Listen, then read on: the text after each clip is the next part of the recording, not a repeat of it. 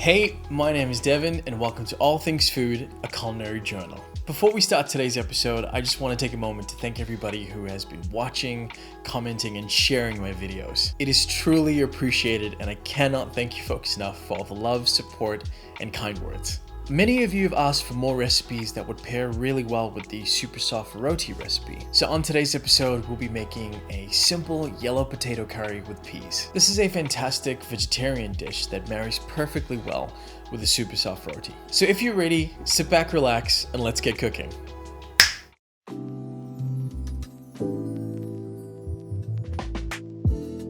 Let's begin by peeling out potatoes. I have 500 grams of white potatoes here, which will be enough to make a meal for about 2 or 3 people.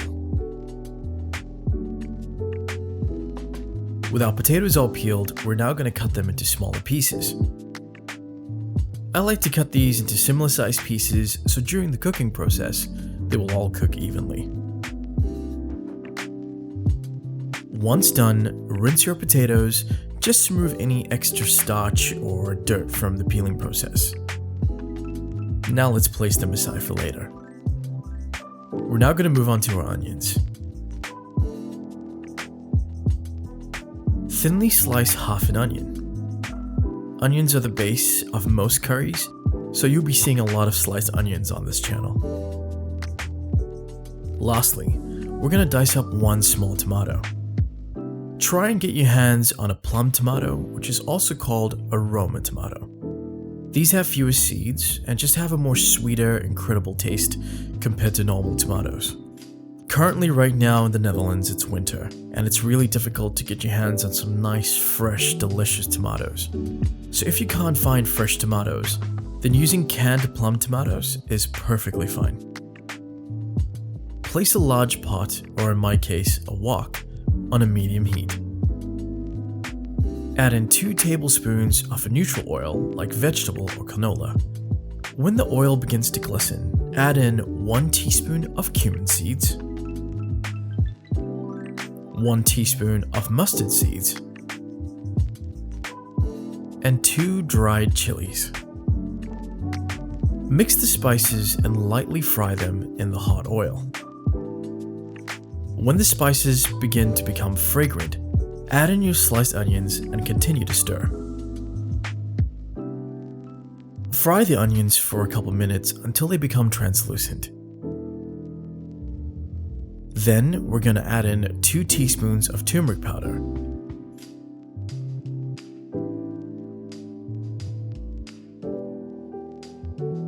give the mixture a generous stir. We're going to stir the mixture for a couple minutes and then add in your diced tomatoes. Give the mixture another quick stir and then add in your diced potatoes.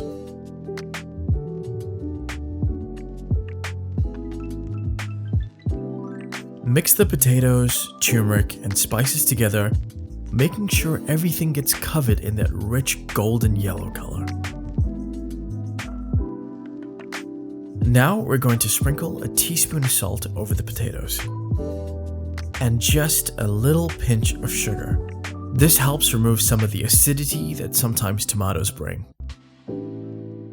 Now we'll add in just enough water to lightly cover the potatoes. Give everything one final mix.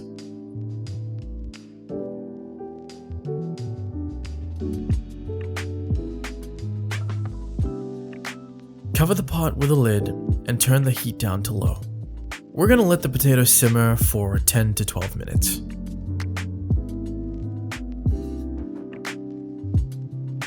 After 10 to 12 minutes of simmering, we're going to open the lid and add in 1/4 cup of frozen peas.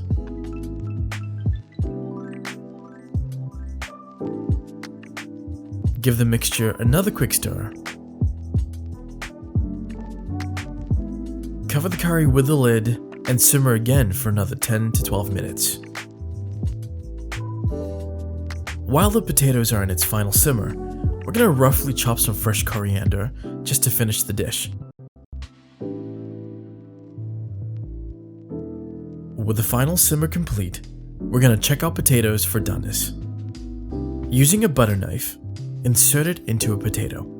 If the knife slides in and out with ease, then your curry is done. If your potatoes are still a little hard, then cover and simmer again for a few more minutes and repeat the checking process. To finish off the curry, we're going to add our chopped coriander just to bring some color and freshness to the dish.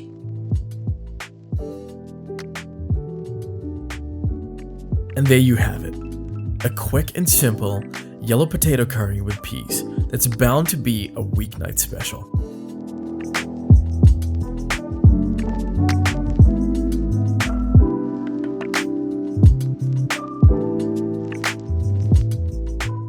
Well, I hope you enjoyed that tasty little food adventure. I mentioned in the beginning of the video that this curry pairs perfectly well with a super soft roti, and you can find that recipe in the comment section below.